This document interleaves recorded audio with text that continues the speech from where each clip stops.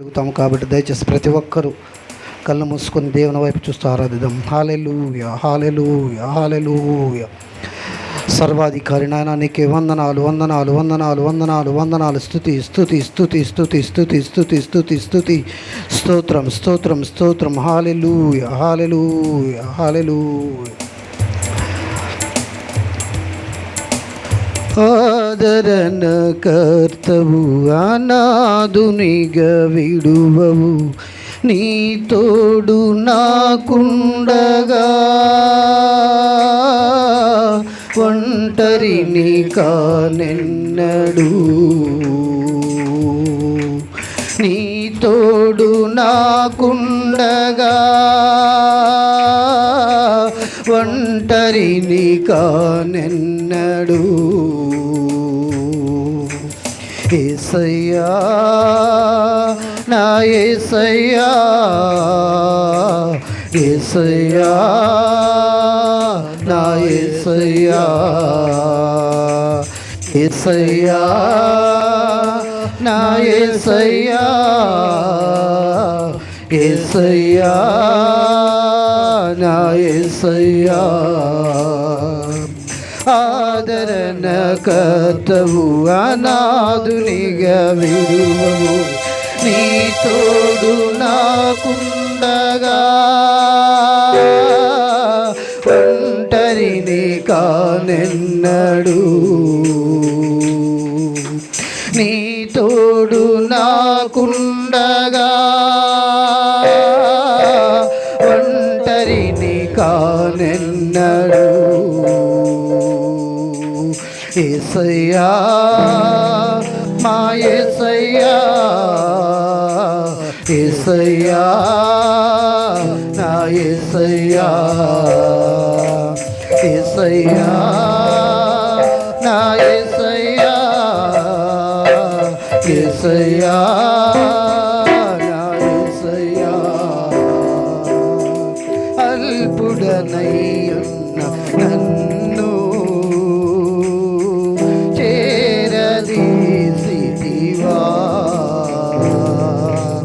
అనాది నీ ప్రేమయే నన్నెంతో బలపరచెనే.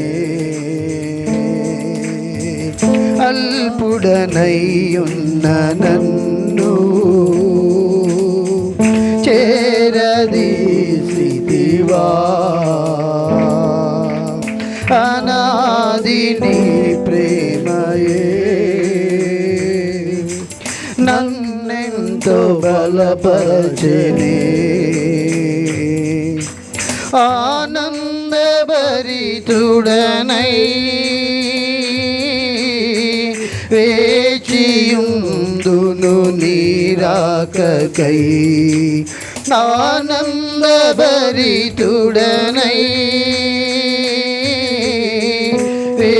వేచియుందును నీ రాకకై. యేసయ్యా, మా యేసయ్యా, యేసయ్యా, నా యేసయ్యా, యేసయ్యా, మా యేసయ్యా, యేసయ్యా, మా యేసయ్యా,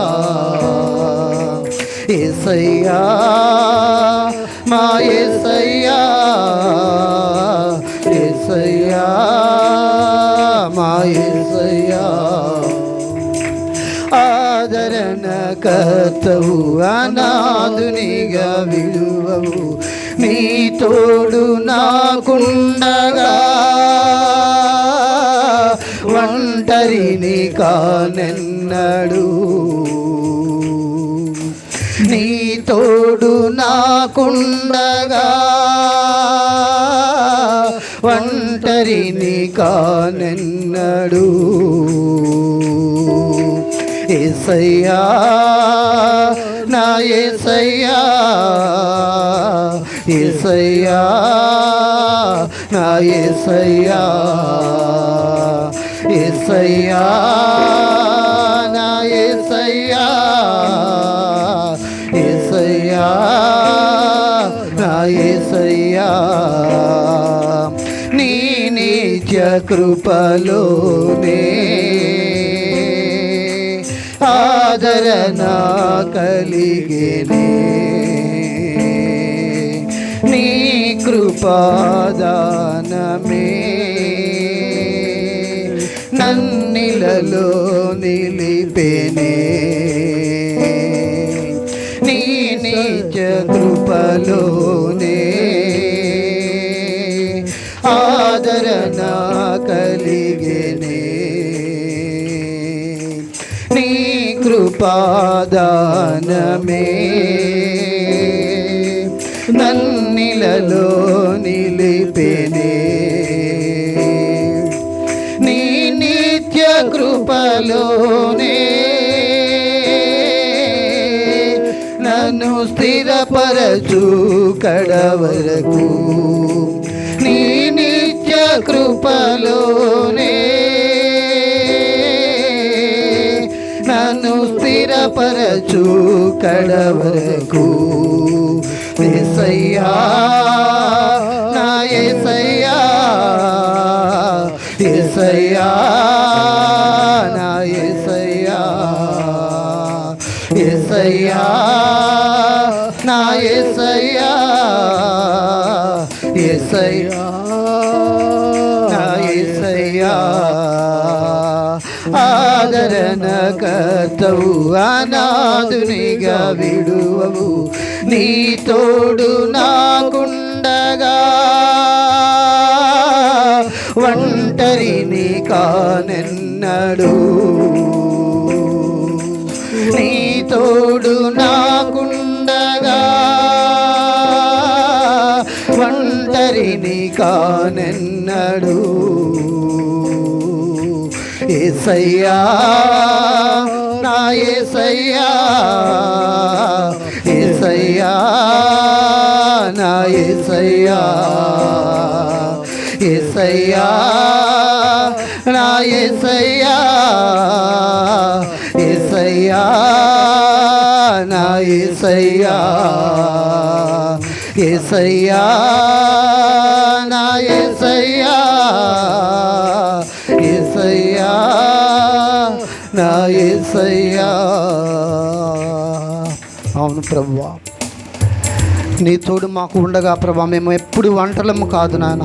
అవును తండ్రి, ఈ లోకంలో ఏ స్థితిలో మేము ఉన్నా నాయన, ఎటువంటి పరిస్థితులు మమ్మల్ని ఆవరించిన నీకే వందనాలు. ఎలీషా చుట్టూ అగ్ని రథాలను ఉంచినట్లు ప్రభు, అగ్ని గుర్రాలను ఉంచినట్లు నాయన నీకే వందనాలు ప్రభు. నీ బిడ్డలమైన మా చుట్టూ నీవు కాపుదల ఉంచగలిగిన సమర్థుడవు నీవు నాయన నీకే వందనాలు.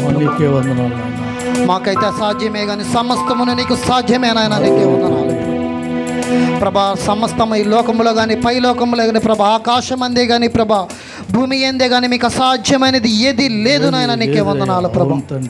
అని నామముల కన్నా పైనామము కలిగిన దేవుడు ప్రభా, ఆకాశ మహాకాశములు పట్టజాలని దేవుడు నాయన నీకే వందనాలు చెల్లించున్నాను ప్రభా. ఈ మధ్యాహ్న కాల సమయంలో ప్రభా మీ దాసుని ద్వారా ప్రభా మాతో మీరు మాట్లాడుచున్నప్పుడు ప్రభా వినగలిగే చెవిని గ్రహించే మనసును మాకు దయచేయండి నాయన. నీ వాక్యం మా హృదయంలో నిలిచి మొలిచి ఫలించడానికి సహాయం చేయండి ప్రభా. మమ్మల్ని మేము ఏ విధంగా దిద్దుకోవాలి ప్రభా, మమ్మల్ని మేము ఏ విధంగా సరి చేసుకోవాలో ప్రభా, మేము ఏ విధంగా మీలో ఏ విధంగా బలం పొందాలో ప్రభా, మీలో ఏ విధంగా మేము బలపరచబడాలో ప్రభా నాయన. మీ దీన సేవకుని ద్వారా మమ్మల్ని హెచ్చరిస్తున్నప్పుడు ప్రభా, మమ్మల్ని బలపరుస్తున్నప్పుడు ప్రభా, మమ్మల్ని స్థిరపరుస్తున్నప్పుడు ప్రభా, మమ్మల్ని సిద్ధపరుస్తున్నప్పుడు ప్రభా, మీ మాటకు మేము లోబడి బ్రతికే భాగ్యాన్ని మాకు దయచేయమని అడుగుతున్నాను ఆయన. నీకే వందనాలు చెల్లించున్నాను ప్రభా. విధేయత కలిగి మేము బ్రతకడానికి సహాయం చేయండి. నీకు విధేయులమైన పిల్లల వలె మేము ఉండడానికి సహాయం చేయండి. నీకు యోగ్యమైన పాత్ర వలె మా పాత్రను తయారు చేయండి నాయన. నీకే వందనాలు ప్రభా. మా మట్టి పాత్రలలో ప్రభా మీ మహదైశ్వర్యాన్ని నింపి నాయన, మీకు ఉపయోగపడే పాత్రల వలె మమ్మల్ని తయారు చేసి ప్రభా మీ మహిమలో మేము ప్రవేశించడానికి సహాయం చేసి మేలు చేసి మహిమ పొందమని ఇచ్చిన స్తుతి ఆరాధన చేస్తున్నామంలో సమర్పిస్తున్నాము తండ్రి. ఆమేన్.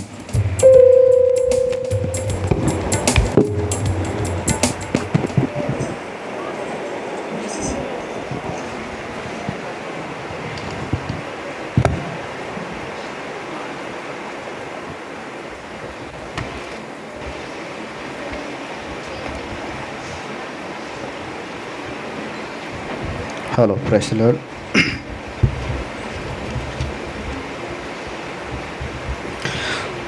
దేవునికి మహిమ కలుగుగాక.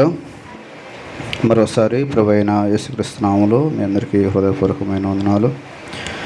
దేవుడి మహాకృపను బట్టి మనందరికీ దేవుడి మంచి అవకాశం, ధన్యత ప్రభు అనుగ్రహించినందుకై దేవునికి మహిమ, ఘనత, ప్రభావం కలుగునుగాక.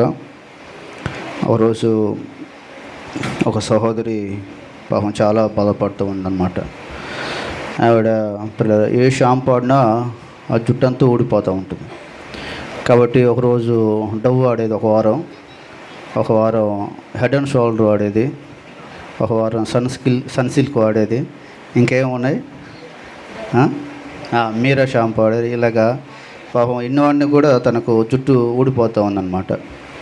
పాపం ఆవిడకి అదే చింత, ఈ జుట్టు ఎలా పెంచుకోవాలని చాలా ప్రయత్నం చేస్తూ ఉంది. ఒకరోజు ఒక వ్యక్తి ఒక మంచి బాటిల్ పట్టుకొని ఆ దారిలో అమ్ముతున్నాడు అనమాట. ఎవరికైతే ఇలాగ జుట్టు ఊడిపోద్దో వారి ఆయిల్ వాడినట్లయితే చక్కగా 2 వారాల్లోనే బాగా పెరుగుతుంది.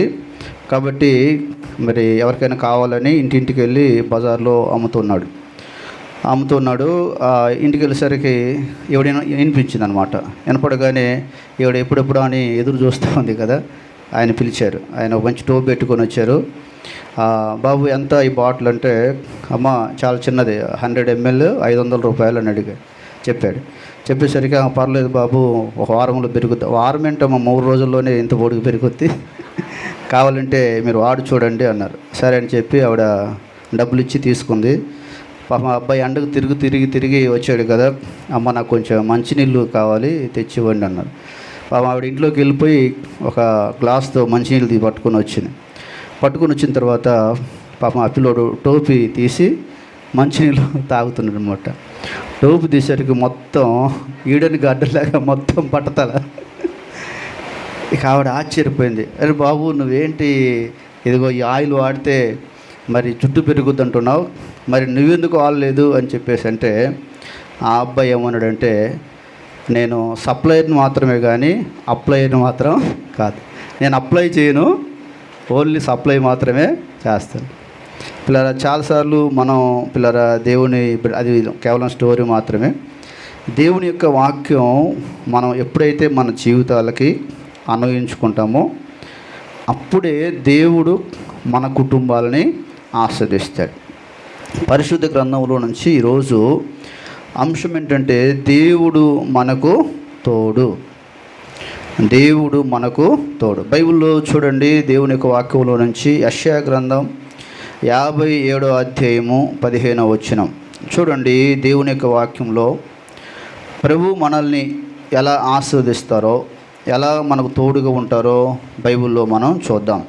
యెషయా గ్రంథం 57వ అధ్యాయము 15వ వచనంలో, మహాగణుడు, మహోన్నతుడును, పరిశుద్ధుడును, నిత్య నివాసి అయిన వాడు ఇలాగూ సెలవిచ్చున్నాడు, నేను మహోన్నతమైన స్థలములలో నివసించువాడను, ఆయనను వినయము గలవారిని ఉజ్జీవింపజేయుటకును, వినయము గలవారి ప్రాణమును ఉజ్జీవింపచేయుటకును, నలిగిన వారి ప్రాణమును ఉజ్జీవింపచేయుటకు వినయము గలవారి యొద్దను, దీన మనస్సు గలవారి యొద్దను నివసించుచున్నాను.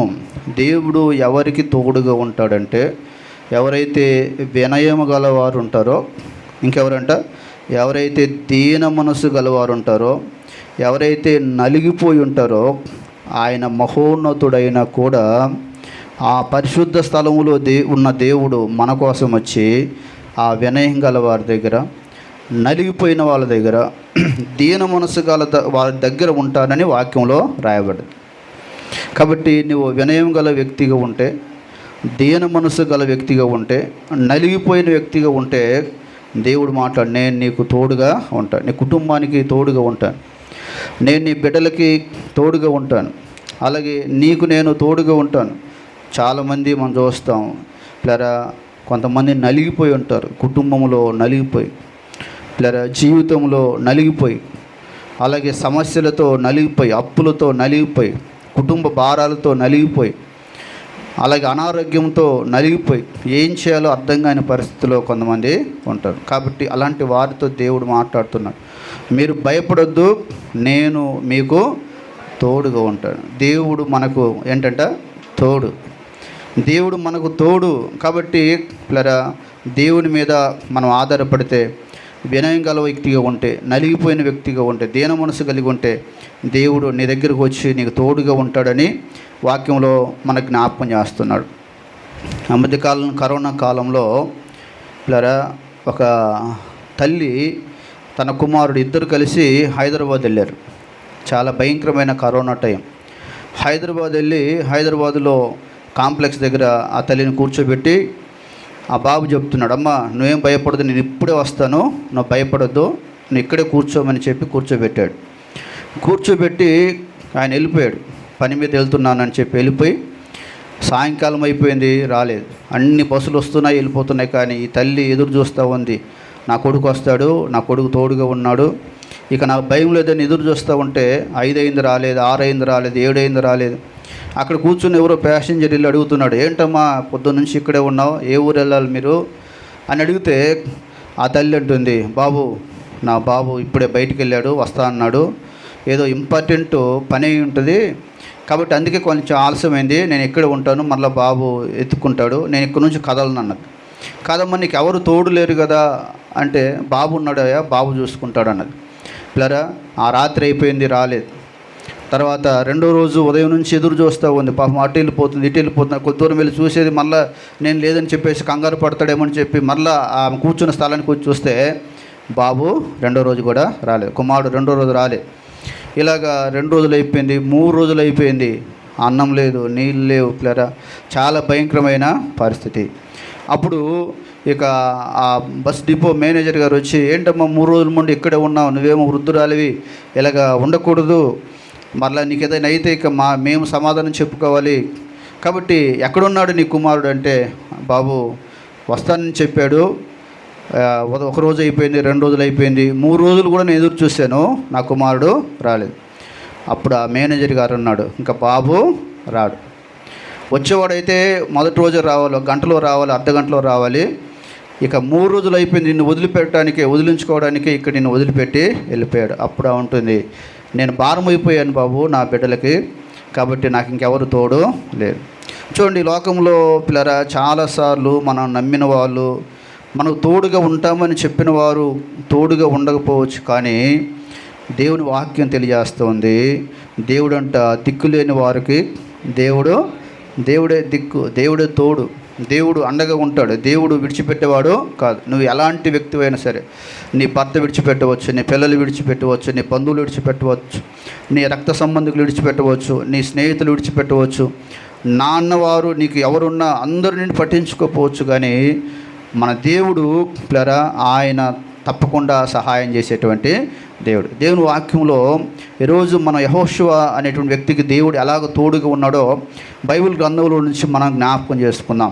దేవుని వాక్యంలో మనందరికీ తెలుసు, యెహోషువ పిల్లరా, మరి ఆయన జీవితంలో యెహోషువ కంటే మంచి నాయకుడు మోషే దాదాపుగా 40 సంవత్సరాల వరకు ఇశ్రాయేల్ ప్రజలు నడిపించిన తర్వాత ఆ మోయాబు కొండ మీద, మరి నెబో కొండ మీద మోషే చనిపోయిన తర్వాత పిల్లరా, ఇక ఇశ్రాయేలు ప్రజలు చాలా దినాలు ఏడ్చి ఇంకెవరు మాకు తోడు, ఇంకెవరు మమ్మల్ని నడిపిస్తారు, ఎవరు మాకు దిక్కు అని ఏడుస్తూ అలాగే కూర్చునిపోయినప్పుడు, అప్పుడు దేవుడు యెహోషువతో దేవుడు మాట్లాడుతున్నాడు. బైబిల్లో చూడండి, దేవుని వాక్యంలో మనం చదువుదాం. యెహోషువ గ్రంథం, బైబిల్ గ్రంథంలో నుంచి యెహోషువ గ్రంథం 1వ అధ్యాయము చూడండి. యెహోషువ గ్రంథం 1వ అధ్యాయము బైబిల్లో చూద్దాం. చూడండి, యెహోషువ గ్రంథం 1వ అధ్యాయము పిల్లరా, మనం 1వ వచనం చదివినట్లయితే అందులో రాయబడ్డది, యెహోవా సేవకుడైన మోషే మృతి పొందిన తరువాత యెహోవా నూను కుమారుడైన మోషే పరిచారకుడైన యెహోషువకు ఇలాగూ సెలవిచ్చెను, నా సేవకుడైన మోషే మృతి పొందెను, కాబట్టి నీవు లేచి నీవును నీ జనులందరూ యోర్దాను నది దాటి నేను ఇశ్రాయేలుకి ఇచ్చిన దేశమునకు ఎల్లుడి. నేను మోషే చెప్పినట్లు మీరు అడుగుపెట్టు ప్రతి స్థలమును మీకు ఇచ్చి ఉన్నాను అని చెప్తూ చూడండి 5వ వచనంలో దేవుడు అంటాడు, నీవు బ్రతుకు దినములన్నిటిలో ఏ మనుష్యుడు నీ ఎదుట నిలవలేక ఉండునట్లు నేను మోషేకు తోడయ్యున్నట్లు నీకును తోడయ్యుందును. దేవుడు ఎవరితో మాట్లాడు? యెహోషువ తోటి మాట్లాడుతున్నాడు. యెహోషువ, నువ్వు దేనికి భయపడవద్దు, నేను మోషేకు ఎలాగైతే తోడుగా ఉన్నానో నేను నీకు కూడా తోడుగా ఉంటాను. దేవుడు మోషేకు ఎలాగ తోడుగా ఉన్నాడంటే ఇలా చరిత్రలో మనం చూడవచ్చు. దాదాపుగా 10 అద్భుత కార్యాలు ఐగుప్తు దేశంలో మోషే చేసేటట్లుగా దేవుడు చేశాడు. ఎర్ర సముద్రం పాయలు చేయించాడు. ఎవరు చేశారు ఎర్ర సముద్రాన్ని చెప్పండి? మోషే కర్రతో కొడితే ఆ సముద్రాన్ని చీల్చింది ఎవరు చెప్పండి? దేవుడు చీల్చాడు. మోషే ప్రార్థన చేస్తే ఆకాశం నుంచి పిల్లరా పూరేలను ఆ మన్నాను ఆయన కురిపించాడు, పూరేలను పంపించాడు. అలాగే మోషే ప్రార్థన చేస్తే పిల్లరా చాలా అద్భుత కార్యాలు దేవుడు చేశాడు. కాబట్టి ఇక్కడ వాక్యంలో రాయబడి, నేను మోషేకి ఎలాగైతే తోడుగా ఉన్నానో నేను మీకు కూడా తోడుగా ఉంటాను. వాక్యంలో ఈరోజు దేవుడు మాట్లాడుతున్నాడు. పిల్లరా నీకు కూడా దేవుడితో మోషేకు తోడుగా ఉంటే మాత్రమే కాదు, యెహోషువకు తోడుగా ఉంటే మాత్రమే కాదు, ఆ మోషే దేవుడు, ఆ యెహోషువ దేవుడు ఇప్పటికీ కూడా ఆయన సజీవుడైనటువంటి దేవుడు. మన దేవుడు ఎవరంటే లివింగ్ గాడ్, జీవము కలిగినటువంటి దేవుడు. చనిపోయి సమాధిలో ఉన్న వ్యక్తి కాదు, తిరిగి పునరుత్థానుడై తిరిగి లేచినటువంటి దేవుడు మన దేవుడు. కాబట్టి ఆ దేవుడు అంటున్నాడు, నీవు బ్రతుకు దినములంటూ ఏ మనుషులు నీ ఎదుట నిలవలేక ఉండునట్లుగా నేను మోషేకు తోడయ్యుండునట్లుగా నేను నీకును తోడయ్యుందును. నీకును కదా, నీకు అంటున్నాడు, నీకు కూడా నేను తోడుగా ఉంటాను. మోషేకు ఒక్కడికే కాదు, ఎవరైతే ప్రార్థన చేస్తారో ప్రార్థన చేసే ప్రతి ఒక్కరికి ఎవరు తోడుగా ఉంటారు చెప్పండి? దేవుడు. నువ్వు ప్రార్థన చేస్తే నీకు దేవుడు తోడుగా ఉన్నాడు అన్నది నీవు ప్రతి దినం గమనించుకోవాలి, ప్రతిరోజు తలంచుకోవాలి. దేవుడు నా పక్కన దేవుడు ఉన్నాడు, నా పక్షంగా దేవుడు ఉన్నాడు, నా దేవుడు నన్ను విడిచిపెట్టడు అని చెప్పి దేవుని సన్నిధిలో మనం ప్రార్థన చేయాలి. చూడండి ఇంకేమున్నాడు 6వ వచనంలో చూడండి, నిన్ను విడువను నిన్ను ఎడబాయను ఏమంటాడు, నిబ్బరము కలిగి ధైర్యముగా ఉండుము, వారికి ఇచ్చేదనని నేను వారి పితరులతో ప్రమాణం చేసిన ఈ దేశము నిశ్చయముగా నీవు నీ ప్రజల స్వాధీనము చేసేదవు. కాబట్టి నిన్ను విడువను, రెండోది ఏంటి, నిన్ను ఎడబాయను అని దేవుడు మాట్లాడుతున్నాడు అనమాట. దేవుడు మనల్ని విడిచిపెట్టేవాడు కాదు. చూడండి నాకు చెప్పాం కదా, ఆ తల్లిని తీసుకెళ్ళిపోయి అమ్మ హైదరాబాద్ వెళ్ళేసి చూసేసి వద్దాం రమ్మని చెప్పేసి తీసుకెళ్ళిపోయాడు. నేను తోడుగా ఉంటానన్నాడు, భయపడొద్దన్నాడు, ఇక్కడ కూర్చోమన్నాడు. ఏం చేశాడు చెప్పండి? ఆ కాంప్లెక్స్ దగ్గర వదిలిపెట్టి వెళ్ళిపోయాడు. దేవుడు అంటున్నాడు, దేవుడు అలాగే మధ్యలో విడిచిపెట్టేవాడు కాదు, మధ్యలో వదిలిపెట్టేవాడు కాదు. చాలామంది వివాహాలు చేసుకుంటారు. వివాహాలు చేసుకున్నప్పుడు ప్రమాణాలు చేస్తాం కదా. ఏమని ప్రమాణాలు చేస్తాడు? వ్యాధి యందు నేను తోడుగా ఉంటాను, ఆరోగ్యం ముందు తోడుగా ఉంటాను, అనారోగ్యం ముందు తోడుగా ఉంటాను, కష్టం వచ్చినప్పుడు ఇంకా చాలా ఉన్నాయి కదా. కానీ ఒక సంవత్సరం అయిన తర్వాత, ఒక 5 సంవత్సరాల తర్వాత, 10 సంవత్సరాల తర్వాత ప్రమాణం చేసిన వ్యక్తి ఏమంటాడు? నువ్వు నాకు అవసరం లేదు. ఏమైపోయింది ఆ ప్రమాణాలు? తండ్రి కుమార పరిశుద్ధాత్మ నామములో అని చెప్పి ప్రమాణం చేసి ఆ ప్రమాణాలు మర్చిపోతాడు. కానీ దేవుని యొక్క వాక్యంలో రాయబడ్డది, దేవుడంట నిన్ను ఆయన విడువడు, రెండోది ఎడబాసే దేవుడు కాదు, ఎడబాయినటువంటి దేవుడు. ఎంత మంచి మాట పిల్లరా. కాబట్టి దేవుడు నీకు తోడుగా ఉండాలంటే, దేవుడు నిన్ను విడవకుండా ఉండాలంటే, అలాగే దేవుడు నిన్ను ఎడబాయకుండా ఉండాలంటే దేవుని యొక్క వాక్యంలో ఈ 6వ వచనం నుంచి 9వ వచనం వరకు కొన్ని అమూల్యమైన షరతులు దేవుడు యెహోషువకు చెప్పాడు అనమాట. ఏంటి ఆ కండిషన్స్, ఏంటి ఆ షరతులు అంటే వాక్యంలో రాయబడేది. నీవు నిబ్బరముగా ఉండాలి. దేవునికి తోడుగా ఉండాలంటే ఏం చేయాలి చెప్పండి? భయపడకూడదు, దేనికి భయపడకూడదు, ధైర్యంగా ఉండాలన్నమాట. కష్టాలు వస్తాయి నీకు, శ్రమలు వస్తాయి నీకు, ఇబ్బందులు వస్తాయి నీకు, సమస్యలు వస్తాయి, అనారోగ్యాలు వస్తాయి, ఆర్థిక ఇబ్బందులు వస్తాయి, చాలా సమస్యలు ఎగ్జామ్లో కావచ్చు, లేకపోతే చదువుల్లో కావచ్చు, ఉద్యోగంలో కావచ్చు, చాలా పరిస్థితులు వస్తాయి. కానీ దేవుని వాక్యం తెలియజేస్తూ ఉంది, నువ్వు ఎలాగ ఉండాలి చెప్పండి? నిబ్బరంగా ఉండు. అప్పుడు దేవుడు నీకు తోడుగా ఉంటాడు. ఒక సహోదరి ప్రార్థన చేస్తుంది, ప్రభువా నా భర్తను మార్చు, ఆయన మంచి ఉద్యోగం అంటాను, నా భర్తను మార్చు, ఆ త్రాగు నుంచి విడిపించు ప్రభువా అని దేవునికి ఆవిడ ప్రార్థన చేస్తామని. దేవునికి ఆమె ప్రార్థన చేస్తూ ఉంటే పిల్లరా, ఒకరోజు ఏమైందో తెలుసా? ఆయన త్రాగుడు కాదు మానేవేయాల్సింది, త్రాగుడు మానలేదు పిల్లరా. ఆమె ప్రార్థన చేస్తూ ఉంటే ఆయనకున్నట్టు మంచి ఉద్యోగం పోయింది. ఉద్యోగం మరి ఏమైందో తెలియదు, కానీ ఉద్యోగం నుండి అతన్ని తీసివేశారు. ఇక్కడ ఆవిడ మరలా ప్రార్థన, ఏంటి ప్రభు, నేను ఒకటి అడిగితే నువ్వు ఇంకోటి చేసావు, ఆయన త్రాగుడు కదా మానిపించవలసింది, కాబట్టి ఆయన ఉద్యోగం ఎందుకు తీసివేసావు ప్రభు అని చెప్పేసి ప్రార్థన చేస్తూ ఆమె దేవుని అడుగుతూ ఉంటే, ఎప్పుడైతే ఆయనకు ఉద్యోగం ఊడిపోయిందో త్రాగుడు మానేశాడంట. ఏమైంది? త్రాగుడు మానేశారు. అంటే ఇప్పుడు ఆవిడకు మేలు కలిగిందా, కీడు కలిగిందా చెప్పండి పిల్లరా? ఆ తర్వాత మరలా కొన్ని రోజులకి మరలా ఆ ఉద్యోగం వచ్చేటట్లుగా దేవుడు చేశాడు. దేవుని స్తోత్రం, హల్లెలూయా. దేవుని యొక్క వాక్యంలో కొన్ని కండిషన్స్ దేవుడు పెట్టినప్పుడు కొన్నిసార్లు నీకు కష్టం కలుగుద్ది, కొన్నిసార్లు నీకు నష్టం కలుగుద్ది. ఆ కష్టము ఆ నష్టం మరలా నీకు మేలే కలుగుతుంది, కానీ దేవుని ద్వారా మనకు ఎప్పుడు కీడు అనేది కలగదు. అనారోగ్యాలు వస్తాయి, మనకు ఆర్థిక ఇబ్బందులు వస్తాయి, సమస్యలు వస్తాయి పిల్లరా, మనం తట్టుకొని పరిస్థితి వస్తుంది. అయితే వాక్యంలో రాయబడింది, నువ్వు ఎలా ఉండాలంటే చెప్పండి, నిబ్బరంగా ఉండాలి. నేను ధైర్యం కోల్పోకూడదు. నాకెందుకు ఈ కష్టాలు వచ్చాయి, ప్రభువుని నమ్ముకుని నాకెందుకు శ్రమలు వచ్చాయని ఎప్పుడు మనం పిల్లరా భయపడకూడదు. రెండోది ఇక రాయబడ్డది, ధైర్యంగా ఉండాలంట. ఎలా ఉండాలి చెప్పండి? నిబ్బరం కలిగి ఉండాలి. రెండోది ధైర్యంగా ఉండాలి. బైబిల్లో రాయబడ్డది పిల్లలు, నీతిమంతులు ఎలా ఉండాలంట? సింహం వలె ఎలా ఉంటారంట? ధైర్యంగా ఉంటాయి. ఆ సింహం ముందు ఎన్ని శత్రువులు లేకపోతే ఎన్ని జంతువులు ఎదురుగా ఉన్నా కూడా ఆ సింహం ఇప్పుడు దేనికి భయపడదు. అలాగే క్రైస్తవులు యేసు ప్రభువుని నమ్మిన వారు ఎలాగ ఉండాలంటే ధైర్యంగా ఉండాలి. ధైర్యాన్ని విడిచిపెట్టకూడదు.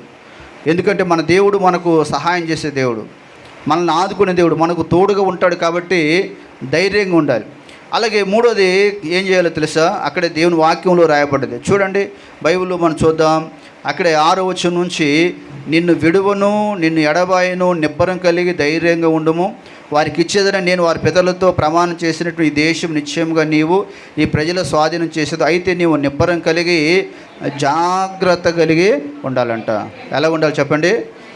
జాగ్రత్త పడి ఉండాలి, జాగ్రత్తగా ఉండాలి. మనం బ్రతికేటప్పుడు సమాజంలో మన ఇష్టానుసారంగా ఎప్పుడు బ్రతకటానికి వీలు లేదు. జాగ్రత్త. యవనస్తులు చాలా జాగ్రత్త. కాలేజీకి వెళ్ళేటప్పుడు జాగ్రత్తగా వెళ్ళాలి, ఇలా వచ్చేటప్పుడు జాగ్రత్తగా వెళ్ళాలి. ఉద్యోగస్తులు ఉద్యోగానికి వెళ్ళేటప్పుడు జాగ్రత్తగా వెళ్ళాలి. అలాగే ఆఫీస్కి వెళ్ళేటప్పుడు, అలాగే పనిలోకి వెళ్ళేటప్పుడు ఇలా ఎంతో మరి జాగ్రత్త కలిగి ఉండి అజాగ్రత్తగా ఉండటానికి వీలు లేదు. మాకు తెలిసిన ఒక సహోదరు ఉంది, ఆ మొబైల్ పట్టుకొని ఊరు వెళ్తుంది. ఊరు వెళ్తే ఆవిడ వెళ్ళినప్పుడల్లా ఆ ఫోన్ పోగొట్టుకొని వచ్చేస్తుంది అనమాట. ఆమె చేతులు ఎక్కడ పెట్టేస్తుందో తెలియదు. పర్సు పట్టుకొని వెళ్ళిపోద్ది, పర్సు ఎక్కడ పెట్టేస్తుందో తెలియదు.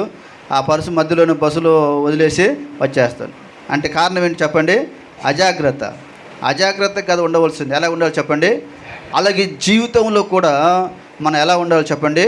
చాలా జాగ్రత్తగా, చాలా బాధ్యతగా ఉండాలని దేవుని వాక్యం తెలియజేస్తుంది. దేవుడు చెప్తూ ఉన్నాడు, యెహోషువ నేను మీకు తోడుగా ఉండాలంటే, అలాగే మీరు నిన్ను విడవకుండా ఉండాలంటే, మిమ్మల్ని ఎడబాయకుండా ఉండాలంటే మీరు నిబ్బరంగా ఉండాలి, ధైర్యంగా ఉండాలి, జాగ్రత్తగా ఉండాలి.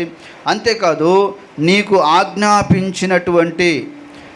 ఆజ్ఞాపించిన ఆజ్ఞలన్నీ ధర్మశాస్త్రం అంతటి చొప్పున మీరు చేయాలి. దేవుని వాక్యం ఏమైతే చెప్తుందో ఆ వాక్యాన్ని అనుసరించి పిల్లరా వారు చేయాలంట. వాక్యానికి వ్యతిరేకంగా ఉండి పిల్లరా వాక్యానికి విరోధంగా మనం ఉంటూ బైబిల్కు వ్యతిరేకంగా జీవిస్తూ దేవుడు నాకు తోడుగా లేడు, దేవుడు నన్ను మరి జ్ఞాపకం చేసుకోవట్లేదు, దేవుడు మమ్మల్ని ఆస్వాదించటం లేదు, దేవుడు మాకు ఉద్యోగాలు ఇవ్వటం లేదు, అలాగే దేవుడు మాకు సహాయం చేయటం లేదంటే ప్రయోజనం లేదు. దేవుడు ఆజ్ఞాపించినటువంటి ఆజ్ఞలు ఏం చేయాలి చెప్పండి? అన్నిటిని ధర్మశాస్త్రం అంతటి చొప్పున మీరు చేయవలనని దేవుని వాక్యంలో రాయబడి పాటిస్తున్నాం. మనం దేవుని యొక్క వాక్యానుసారంగా మనం నడుస్తున్నామా? ఇశ్రాయేలు ప్రజలకు దేవుడు ఏం ఆజ్ఞలు ఇచ్చాడు చూడండి. దేవుడు ఏం ఆజ్ఞాపించాడంట బైబిల్లో చదవండి. పరిశుద్ధ గ్రంథంలో ద్వితీయోపదేశకాండం లేకపోతే నిర్గమకాండం చూడండి. బైబిల్లో మనం చూసినప్పుడు నిర్గమకాండంలో దేవుడు వారికి 10 ఆజ్ఞలు దేవుడు ఇచ్చాడు. ఆ 10 ఆజ్ఞల్లో ఇలా ఏం రాయబడ్డది బైబిల్లో చూస్తే 20వ అధ్యాయం నిర్గమకాండం 20వ అధ్యాయం 3వ వచనంలో, నేను తప్ప వేరొక దేవుడు నీకు ఉండకూడదు.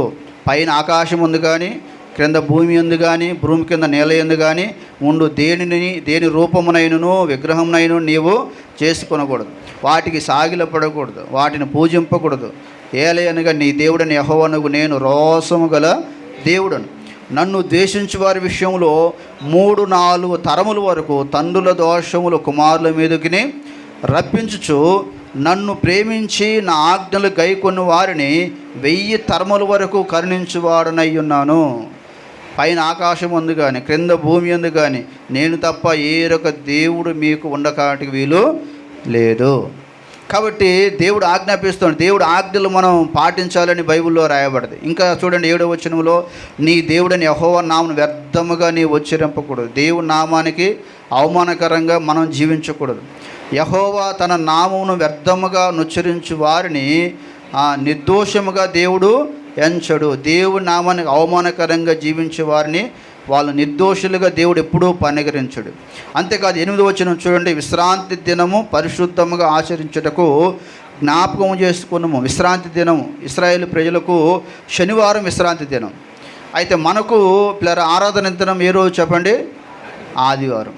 విశ్రాంతి దినం. ఇక ఇశ్రాయేలు ప్రజలు శనివారం వారి ఇంట్లో ఉన్న వ్యక్తితో పని చేయించుకోరు, వారి పొలంలో ఎవరితో పని చేయించుకోరు, వారి ఎద్దులు కానీ వారి గాడిదలను కానీ పొలానికి వదలరు, ఇంట్లోనే ఉండాలి. అలాగే వారందరూ కూడా ఆ రోజు ఏ పని చేయకుండా దేవుని సన్నిధిలో పరిశుద్ధంగా ఆరాధిస్తారంట.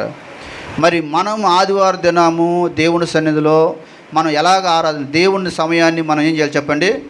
దేవునికి ఇవ్వాలి మనం. కాబట్టి విశ్రాంతి దినం పరిశుద్ధంగా ఆచరించుటకు మీరు ఏం చేయాలంట? జ్ఞాపకం చేసుకోమంటున్నాడు. ఆదివారం జ్ఞాపకం చేసుకోండి.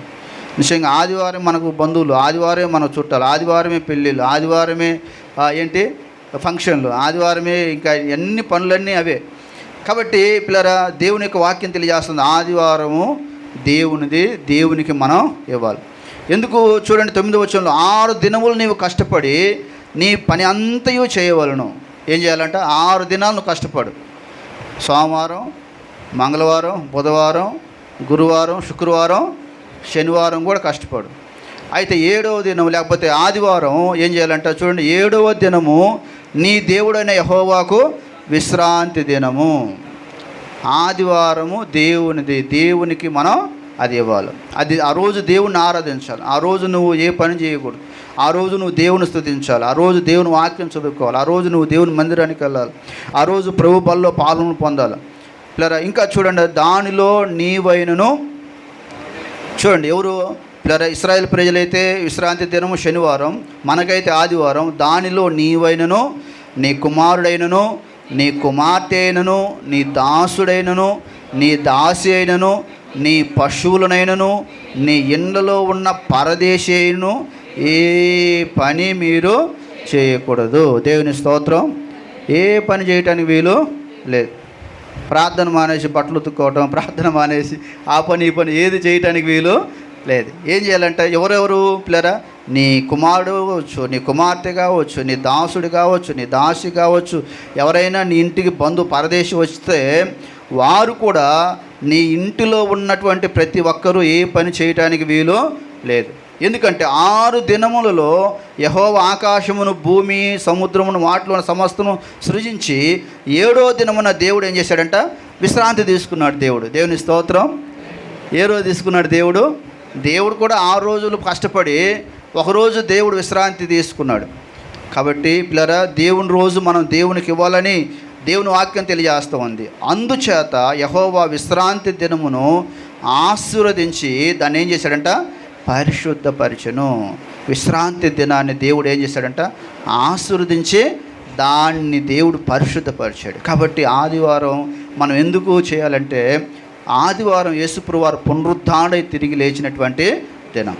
కాబట్టి ఆ దినము మనం దేవుడు ఆస్వాదించి దాన్ని పరిశుద్ధపరిచాడు. కాబట్టి ఆ దినం మనందరం కూడా దేవుని సన్నిధిలో గణపాలని దేవుని వాక్యం తెలియజేస్తాం. దేవుని మహింపరచాలి, నువ్వు దేవుని గణపరచాలి. నీ కుమారునితో, నీ కుమార్తెతో, నీ బంధువులతో, నీ స్నేహితులతో కలిసి నువ్వు దేవుని మందిరంలోనికి వచ్చినప్పుడు దేవుడిని ఆస్వాదిస్తాడు, దేవుడు నిన్ను పరిశుద్ధపరుస్తాడు. నీ కుటుంబంలో దేవుడు అనేకమైన గొప్ప కార్యాలు చేస్తాడు. ఇంకా దేవుడు ఏం ఆజ్ఞాపించాడు చూడండి. ఇక్కడ ఆజ్ఞల్లో 12వ వచనంలో రాయబడ్డది, నీ దేవుడిని యెహోవా నీకు ఇచ్చుచున్న దేశంలో నీవు దీర్ఘాయుష్వంతుడగునట్లుగా నీ తండ్రిని నీ తల్లిని ఏం చేయాలంట? తల్లిదండ్రులను ప్రేమించాలి, తల్లిదండ్రులను సన్మానించాలి. తల్లిదండ్రులను ద్వేషించే వారికంట ప్లరా వారి కళ్ళు లోయకాకులు బిగుతాయంట. తల్లిదండ్రులు ప్రేమించకపోతే ఏం బిగుతాయి చెప్పండి? లోయకాకులు అనేవంటే ఆ శవాలను తినేటువంటి ఆ యొక్క కాకులు మన కళ్ళు బీగుతాయని దేవుని వాక్యం తెలియజేస్తుంది. కాబట్టి తల్లిదండ్రులను ఏం చేయాలి చెప్పండి? సన్మానించాలి. మనకు దేవుడిచ్చినటువంటి మొదటి ఆజ్ఞ బైబిల్లో రాయబడ్డది, నీవు దీర్ఘాయుష్యవంతుడు అవ్వాలంటే నీ తండ్రిని మర్చిపోవద్దు, నీ తల్లిని నువ్వు మర్చిపోవద్దని వాక్యంలో రాయబడింది. అలాగే నరహత్య చేయకూడదు, వ్యభిచరించకూడదు, దొంగలకూడదు, నీ పొరుగువాని మీద అబద్ధ సాక్ష్యం పలకకూడదు, నీ పొరుగువాని ఇల్లు ఆశింపకూడదు, నీ పొరుగువాని భార్యనైనను అతని దాసునైనను అతని దాసినైనను అతని ఎద్దునైనను అతని గాడిదనైనను నీ పొరుగువాని దగు దేనినైనను నీవు ఆశింపకూడదు అని దేవుని వాక్యం. నీ పొరుగువాడిది అసలు మనది కానటువంటి వస్తువు దేన్ని కూడా ఆశించకూడదు అని దేవుని వాక్యంలో రాయబడింది. కాబట్టి యెహోషువతో దేవుడు అంటున్నాడు, నీకు ఆజ్ఞాపించినటువంటి దేవుడు ఆజ్ఞాపించినటువంటి ఈ ధర్మశాస్త్రం అంతటినీ నువ్వు చేస్తే అప్పుడు నేను నీకు తోడుగా ఉంటాను. నీ తల్లిదండ్రులను ప్రేమించాలా, అలాగే నీ దేవుని ఆరాధించాలా, అలాగే ఆదివారం దేవుని పరిశుద్ధంగా నువ్వు మహింపరచాలా, నరహత్య చేయకూడదు, వ్యభిచారం చేయకూడదు, దొంగతనం చేయకూడదు, పొరుగువాని మీద అబద్ధ సాక్ష్యం పలకూడదు, అలాగే నీ పొరుగువాని ఇల్లును ఆశింపకూడదు. వీటన్నిటిని నువ్వు ఎప్పుడైతే చేస్తావో అప్పుడు దేవుడు నీకు తోడుగా ఉంటాడు. దేవుడు నీకు తోడుగా ఉంటాడు. అలాగే నాకు దేవుడు ఎందుకు తోడుగా లేడు అంటే నీ వీటిని పాటించట్లేదేమో, అందుకే దేవుడు నీకు తోడుగా లేడు. అంతేకాదు వాక్యంలో రాయబడింది చూడండి. మళ్ళీ యెహోషువ గ్రంథంలోకి వెళ్దాం. 1వ అధ్యాయం చూడండి. యెహోషువ గ్రంథం 1వ అధ్యాయంలో పిల్లరా దేవుడు అక్కడ జ్ఞాపకం చేస్తున్నాడు యెహోషువతో. బైబిల్లో చదవండి, 7వ వచనం చదవండి. 7వ వచనం ఎవరైనా చదవండి. అయితే నీవు నిబ్బరం కలిగి జాగ్రత్త పడి బహుధైర్యంగా నా సేవకుడైన మోషే నీకు ఆజ్ఞాపించిన ధర్మమంతరు చొప్పున చేయవలను. నీవు నడుచు ప్రతి మార్గమును చక్కగా ప్రవర్తించినట్లు నీవు దాని నుండి కుడికి కానీ ఎడమ కానీ తొలగటానికి వీలు లేదు. దేవుని యొక్క వాక్యానికి కుడికి తొలగకూడదు. రెండోది అంటే దేవుని వాక్యం ఉన్నట్లుగా ఎప్పుడైతే మనం పాటిస్తామో అప్పుడు దేవుడు ఆస్వాదిస్తాడు. అంతేకాదు ఈ దేవుని యొక్క వాక్యాన్ని మనం ఎలా చదవాలంటే చూడండి 8వ వచనంలో, ఈ ధర్మశాస్త్ర గ్రంథమును నీవు బోధింపగా తప్పిపోకూడదు, దానిలో రాయబడిన వాటన్నిటి ప్రకారము చేయుటకు నువ్వు జాగ్రత్త పడి దివారాత్రములు దాన్ని ధ్యానించిన ఎడల నీ మార్గం వర్ధిల్ల చేసుకొని చక్కగా ప్రవర్తించు. దివారాత్రులు దేవుని వాక్యం ఏం చేయాలంట? ప్రతిరోజు చదవాలి, ఉదయం చదవాలి, రాత్రి చదవాలి. ఎప్పుడైతే నువ్వు దేవుని వాక్యం చదువుతావో అప్పుడే నీ మార్గమును దేవుడు ఏం చేస్తాడంట? వర్ధిల్ల చేస్తాడు. నువ్వు వర్ధిల్లాలంటే, దీవించబడాలంటే, ఆస్వాదించబడాలంటే, నువ్వు బలపరచబడాలంటే దేవుని యొక్క వాక్యం చదవాలి. ఈ మాటలు ఎవరితో చెబుతున్నాడు? ఈ మాటలు యెహోషువతో దేవుడు స్వయంగా చెబుతున్నాడు. యెహోషువ, నేను నీకు తోడుగా ఉండాలంటే, నేను మోషేకు తోడైనట్లుగా నేను నీకు కూడా తోడుగా ఉండాలంటే నువ్వు నిబ్బరంగా ఉండాలి, ధైర్యంగా ఉండాలి, జాగ్రత్త కలిగి ఉండాలి, నీకు ఆజ్ఞాపించిన ధర్మశాస్త్రం పాటించాలి, నువ్వు చక్కగా ప్రవర్తించాలి, నువ్వు కుడికి కానీ ఎడమకి కానీ తొలగటానికి వీలు లేదు, దివారాత్రులు దేవుని వాక్యాన్ని ధ్యానించాలి. అంతేకాదు నువ్వు దిగులు పడకూడదు, దేనికి భయపడకూడదు. దిగులు పడకూడదు, దేనికి భయపడకుండా ఉన్నట్లయితే నీ దేవుడిని యెహోవా నీకు తోడయుండును. దేవుని స్తోత్రం. నువ్వు ఎప్పుడైతే ఇవన్నీ పాటిస్తావో అప్పుడంట దేవుడు నీకు మరి తోడుగా ఉంటాడని ఈ వాక్యం ద్వారా ప్రభు మనకు జ్ఞాపకం చేస్తున్నాడు. కాబట్టి యెహోషువ జీవితంలో దేవుడు యెహోషువకు తోడుగా ఉండటానికి కారణం ఏంటంటే పిల్లరా మరి చాలా విషయాలు ఉన్నాయి. యెహోషువ ఇన్ని గొప్ప కార్యాలు, యెహోషువ పాలు తేనెలు ప్రవహించే దేశంలోనికి వెళ్ళటానికి ప్రధానమైన కారణం ఏంటంటే దేవుడు యెహోషువకు తోడుగా ఉండటానికి కారణం దేవుని యొక్క వాక్యానుసారంగా అతడు జీవించాడు, నడుచుకున్నట్లుగా బైబిల్లో రాయబడ్డది. చూడండి బైబిల్లో దేవుడు ఏమన్నాడో ఇంకొక వాక్యం మనం చదువుకుందాం. యెహోషువ గ్రంథం 3వ అధ్యాయము, యెహోషువ గ్రంథం 3వ అధ్యాయం 7వ వచనం చదవండి. యెహోషువ గ్రంథం 3వ అధ్యాయం 7వ వచనంలో, అప్పుడు యెహోవా యెహోషువతో ఇట్లనెను, నేను మోషేకు తోడైనట్లుగా నీకును తోడై ఉందునని ఇశ్రాయేలు అందరూ ఎరుగునట్లు నేడు వారి కన్నుల ఎదుట నిన్ను గొప్ప చేయ మొదలుపెట్టేదను. దేవుని స్తోత్రం. నేను దేవుడు నీకు తోడుగా ఉన్నాడంటే అర్థం ఏంటో తెలుసా? మనల్ని దేవుడంట అన్యుల కన్నుల ఎదుట మనల్ని దేవుడు ఏం చేస్తాడు? గొప్ప చేస్తాడు. హల్లెలూయా. దేవుడు తోడుగా ఉంటామంటే దేవుడు ప్రయోజకులుగా చేస్తాడు. నిష్ప్రయోజనకరమైన వ్యక్తులను దేవుడు ఏం చేస్తాడు? ప్రయోజనకరమైన వ్యక్తులుగా మారుస్తాడు.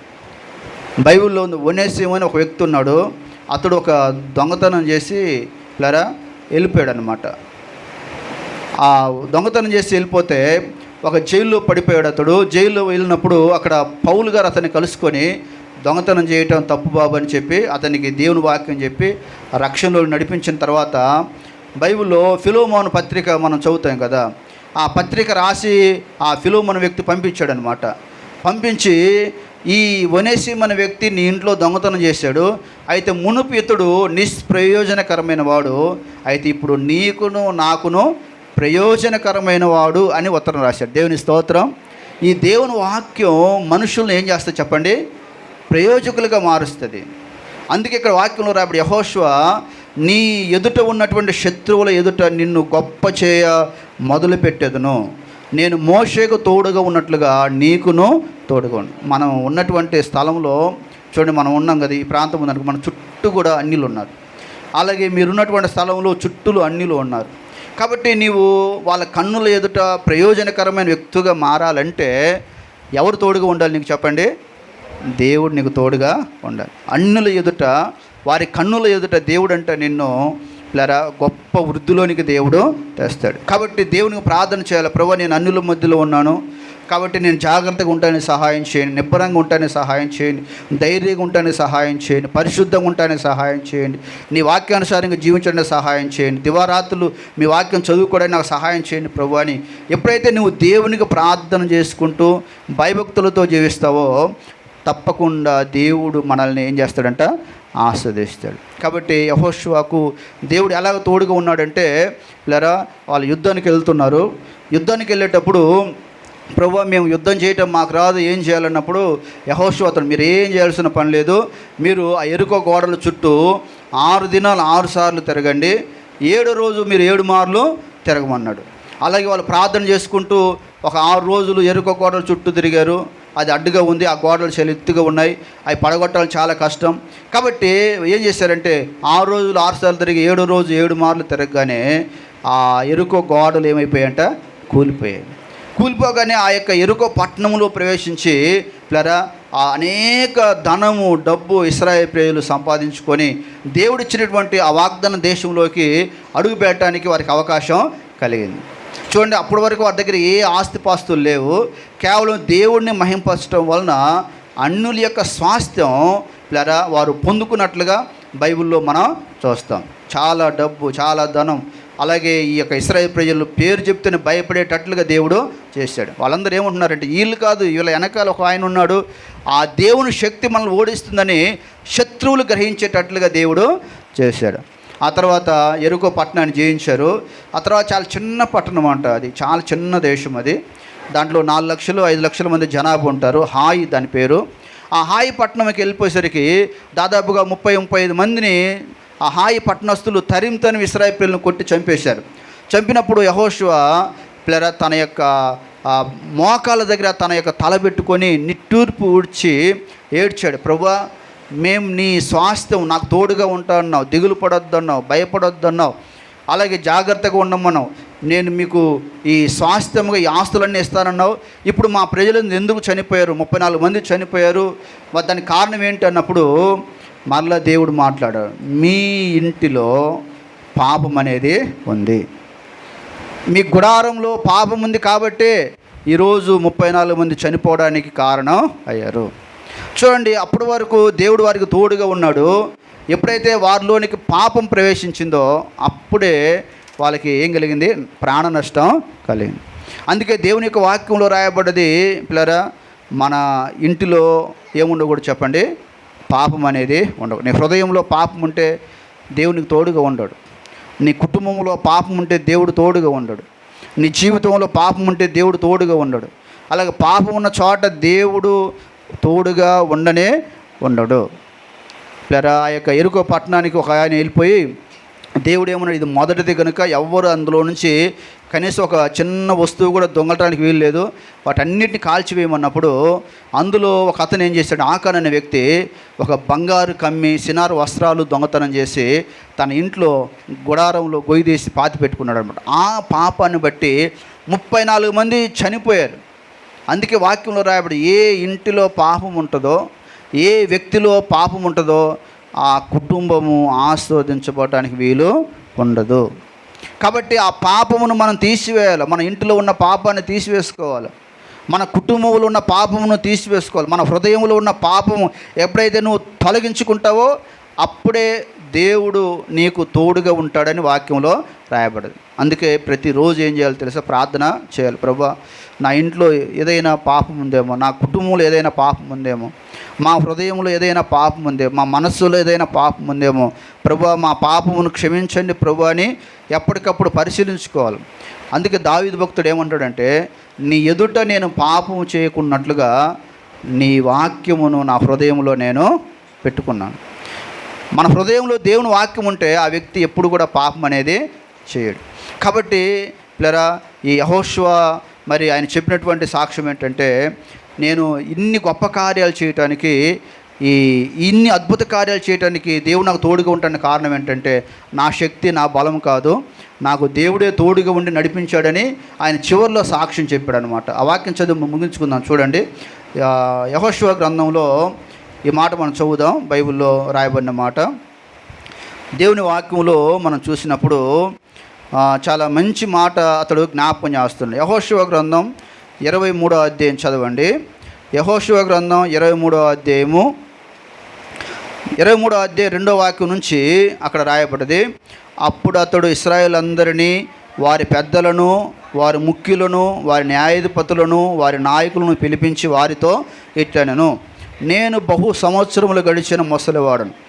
మీ దేవుడైన యెహోవా మీ నిమిత్తము సమస్త జనములకు చేసినవాడు చేసినదంతయు మీరు చూసితిరి. మీ నిమిత్తము యుద్ధము చేసినవాడు మీ దేవుడైన యెహోవాయే. దేవుని స్తోత్రం. యెహోషువ నేను యుద్ధం చేశాను చెప్పాడా? చెప్పలేదు. ఎవరు చేశారంటే ఆయన పక్షంగా. కాబట్టి మన పక్షంగా మనం యుద్ధం చేయాల్సిన పని లేదు. ఆయన అంటున్నాడు, పెద్దలను పిలిపించి, న్యాయాధిపతులను పిలిపించి, అధికారులను పిలిపించి అంటున్నాడు. కాబట్టి మీ పక్షంగా యుద్ధం చేసింది నేను కాదు, నేను అనుకుంటున్నారేమో, మీ పక్షంగా దేవుడు యుద్ధం చేశాడు. కాబట్టి దేవుడు యెహోషువకు తోడుగా ఉన్నాడు కాబట్టి ఈ సాక్ష్యం అతడు చెప్పగలిగాడు. కాబట్టి వాక్యంలో రాయబడ్డది, మన దేవుడు ఎవరంటే మనకు తోడుగా ఉండేటువంటి దేవుడు. ప్రార్థన చేసుకోండి. ప్రభువా, నా కుటుంబానికి తోడుగా ఉండండి, నా ఉద్యోగానికి తోడుగా ఉండండి, నా బిడ్డలకు తోడుగా ఉండండి, మాకు మీరు తోడుగా ఉండి మమ్మల్ని ఆస్వాదించండి ప్రభువా అని దేవునికి ప్రార్థన చేయండి. దేవుడు తప్పకుండా మనకు తోడుగా ఉండి కాపాడుతాడు. ప్రార్థన చేసుకుందాం. అందరు కళ్ళు మూసుకోండి. దేవుడు ఇచ్చిన మంచి అవకాశమును మనం ఉపయోగించుకొని ప్రభు సన్నిధిలో ప్రార్థన చేసుకుందాం. మన దేవుడు గొప్ప శక్తివంతుడు, గొప్ప అద్వితీయుడు, గొప్ప సర్వాధికారి, నమ్మదగినటువంటి దేవుడు. ఈ లోకంలో నీకు ఎవరు తోడుగా ఉండకపోవచ్చు, ఈ లోకంలో ఎవరు నీకు సహాయం చేయకపోవచ్చు, ఈ లోకంలో ఒకవేళ నిన్ను నమ్మిన వారు ఎవరు నీకు అన్యాయం చేసినా మన దేవుడు ఉన్నాడు. ఆయన నీకు అన్యాయం చేసే దేవుడు కాదు. తప్పకుండా గాడ్ ఈజ్ విత్ యూ. దేవుడు నీకు తోడుగా ఉన్నాడు, నిన్ను ఆస్వాదిస్తాడు దేవుడు. వాక్యంలో మన జ్ఞాపకం చేస్తాను, నేను యెహోషువకు తోడుగా ఉన్నట్లుగా ఈరోజు నేను మీకు కూడా తోడుగా ఉండబోతున్నాను. కాబట్టి మీరు ధైర్యంగా ఉండండి, నిబ్బరంగా ఉండండి, దిగులు పడకండి, భయపడకండి. దేవుని వాక్యం చదువుకోండి, దివారాత్రులు ధ్యానించండి, కుడికి ఎడమ తొలగకుండా జీవించండి, దేవుడు ఇచ్చిన ధర్మశాస్త్ర ప్రకారం బ్రతకండి. దేవుడు సహాయం చేస్తాడు. అన్ని జనుల మధ్యలో మనం బ్రతుకుతున్నాం కదా, మనందరూ అన్ని జనుల మధ్యలో బ్రతుకుతున్నాం. వాళ్ళ కన్నుల ఎదుట నువ్వు దీవించబడాలంటే నువ్వు రోసం కలిగిన వ్యక్తిగా జీవించాలి. వారి కన్నుల ఎదుట నువ్వు ఆస్వాదించబడాలంటే వర్ధిల్లాలంటే దేవుడు చెప్పినట్లుగా నువ్వు బ్రతికితే వారి కన్నులు ఎదుట నిన్ను వర్ధిల్లేటట్లుగా చేస్తాడు. నేను తలగా ఉంచుతాడు కానీ తోకగా దేవుడు ఉంచడు. కాబట్టి ప్రభా, మాలో మా కుటుంబంలో పాపము లేకుండా మేము పరిశుద్ధంగా జీవించుటకు, పవిత్రంగా జీవించుటకు సహాయం చేయండి. మా చుట్టూ ఉన్న వ్యక్తులు మమ్మల్ని చూసి వారి కన్నుల ఎదుట మేము వర్ధిల్లాలి ప్రభా. వారి కన్నుల ఎదుట మేము అభివృద్ధి చెందాలి. వారి కన్నుల ఎదుట ఉద్యోగాలు సంపాదించుకోవాలి. వారి కన్నుల ఎదుట మేము ఆస్వాదించబడాలని దేవునికి ప్రార్థన చేసుకోండి. దేవుడు తప్పకుండా సహాయం చేస్తాడు. గొప్ప దేవ, పరిశుద్ధుడా, నీకు వందనాలు, స్తోత్రాలు చెల్లిస్తున్నాం. ఈరోజు మీరు మాకు ఇచ్చిన ఈ మంచి అవకాశం బట్టి, ధన్యతను బట్టి దేవా నీకు వందనాలు, స్తోత్రాలు చెల్లిస్తున్నాం. యెహోషువ గ్రంథం ద్వారా కొన్ని విషయాలు ఈరోజు ఈ ఉదయకాలం మాకు జ్ఞాపకం చేసినందుకే దేవా నీకు వందనాలు. మీ వాక్యం మాట్లాడుతుంది, మీ వాక్యం మండిస్తుంది, మీ వాక్యం జీవింపజేస్తుంది, మీ వాక్యం మమ్మల్ని ఆస్వాదిస్తుంది. కాబట్టి ఈ వాక్యం వినండి, బిడ్డలకు మీరు తోడుగా ఉండమని దేవా ప్రార్థన చేస్తున్నాం. ఎదుగో యుగ సమాప్తి వరకు సదాకాలం నేను మీకు తోడుగా ఉంటానని వాగ్దానం చేసావు ప్రభువా. ఈరోజు తండ్రి బిడ్డలందరికీ తోడుగా ఉండమని దేవా ప్రార్థిస్తున్నాం. వారు ఎక్కడ పని చేస్తున్న తోడుగా ఉండండి, ఎక్కడ ఉద్యోగం చేస్తున్న తోడుగా ఉండండి, ఎక్కడ వ్యాపారం చేస్తున్న తోడుగా ఉండి, ఎక్కడ వారు ఉన్న దానిని మీరే వారికి తోడుగా ఉండి ఆస్వాదించమని దేవా ప్రార్థన చేస్తున్నాం. అభివృద్ధి దయచేయండి, స్థిరపరచండి, బలపరచండి. దానైనా ప్రతి విషయంలో నా పక్కన దేవుడు ఉన్నాడు, నా పక్షంగా దేవుడు ఉన్నాడు, నేను ధైర్యంగా ఉండాలి, నా దేవుడు నాకు సహాయం చేస్తాడని నిబ్బరం కలిగి బహు జాగ్రత్తగా బ్రతుకుటకు సహాయం చేయమని దేవా ప్రార్థన చేస్తున్నాం. నువ్వు నమ్మదగిన దేవుడు ప్రభా. మనుషులు నమ్ముకుంటే కంటే, రాజులు నమ్ముకున్నట కంటే యెహోవాను ఆశ్రయించటం మేలు అన్నావు కనుక దేవా నిన్ను నమ్ముకొని జీవించుటకు సహాయం చేయమని దేవా ప్రార్థిస్తున్నాం. చిన్న బిడ్డలు, పెద్దవారు ప్రతి ఒక్కరు తండ్రి నీ మీద ఆధారపడి భయభక్తులతో పరిశుద్ధంగా జీవించుటకు సహాయం చేయండి. సంఘాన్ని దీవించండి, విశ్వాసాలు దీవించండి, సంఘ సరిహద్దులను విశాలపరిచి మీరు మాత్రమే మహిమ, ఘనత, ప్రభావాలు పొందుకొని నడిపించమని మా ప్రభువును రక్షకుడైన యేసు నామములో స్తుతించి అడిగి వేడుకొంచున్నాము తండ్రి. ఆమేన్. అందరూ లేచి నిలబడదాం. కర్తమోను దీవించి క్షేమమిచ్చి పంపుము, జీవాహార వార్తనించి మమ్మును సూజింతుము. మన తండ్రి అయిన దేవుని ప్రేమ, ప్రభువైన యేసుక్రీస్తు వారి కృప, పరిశుద్ధ ఆత్మీయ సహవాసం, సమాధానం మనందరికీ, మన సంఘానికి ఇప్పుడు ఎల్లప్పుడు సదాకాలం తోడైన కాపాడును కాక. ఆమేన్. అందరికి వందనాలు. Praise lord.